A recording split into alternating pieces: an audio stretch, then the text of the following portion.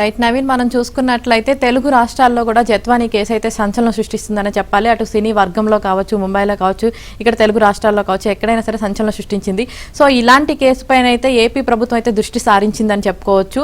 ఈ రోజు మరి కాసేపట్లో విజయవాడకు జత్వానీ కూడా రానున్నారు. ఆమె నుంచి వాంగ్మూలం కూడా పోలీసులు తీసుకొనున్నట్లు కూడా తెలుస్తుంది. సో చూడాలి మరి ఏమవుతుందో ఏంటి అన్నది.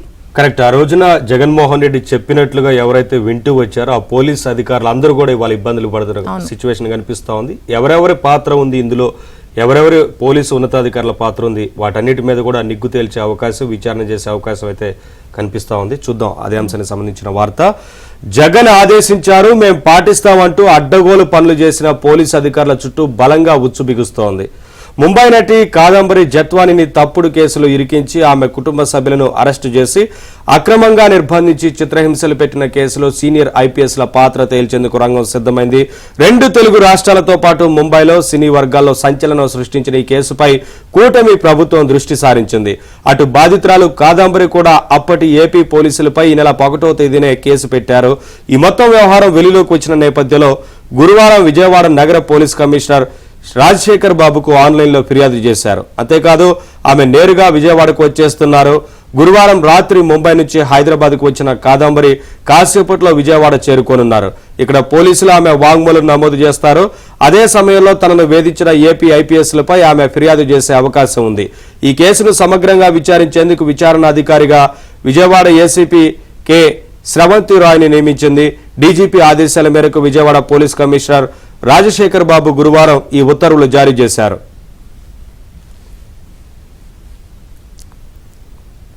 నటి కాదంబరిపై కుక్కల విద్యాసాగర్ ఈ ఏడాది ఫిబ్రవరి 2న ఫిర్యాదు చేయడం, ఆ మరుసటి రోజునే ముంబైలో ఏపీ పోలీసులు ఆమెను అరెస్టు చేయడం జరిగింది. ఆ తర్వాత ఏపీలో తనను వేధించిన తీరుపై ఆగస్టు 1వ తేదీన ముంబై జూహు పోలీస్ స్టేషన్లో ఆమె ఫిర్యాదు చేశారు.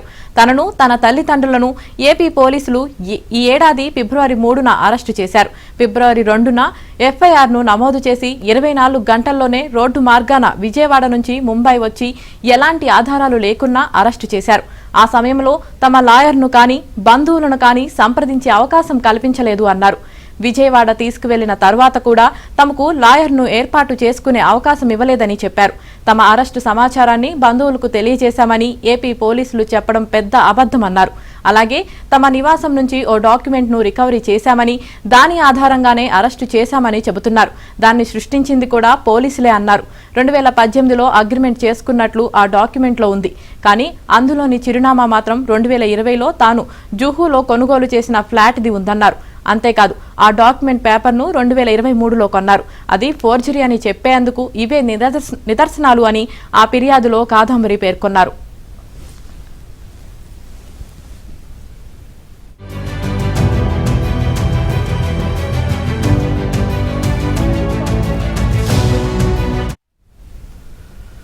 కాదంబరి జత్వానీ గురువారం విజయవాడ కమిషనర్ రాజశేఖర్ బాబుకు ఆన్లైన్లో మరో ఫిర్యాదు చేశారు. వైసీపీ నేత కుక్కల విద్యాసాగర్ తనపై, తన తల్లిదండ్రులపైన నమోదు చేసిన తప్పుడు కేసుపై సమగ్ర విచారణ చేయాలని కోరారు. విద్యాసాగర్ తమపై తప్పుడు ఫిర్యాదు చేయగా దాని ఆధారంగా ఇబ్రహీంపట్నం పోలీసులు కేసు నమోదు చేశారని పేర్కొన్నారు. విద్యాసాగర్ రాజకీయంగా తనకున్న సంబంధాలను ఉపయోగించి పోలీసులపై ఒత్తిడి తీసుకొచ్చి తప్పుడు కేసు పెట్టారని కాదంబరి తెలిపారు.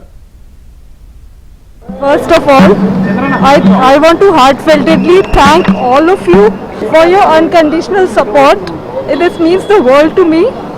All I want to say right now is so many powerful men have abused their position, power, authority, legal prowess, contacts with the sole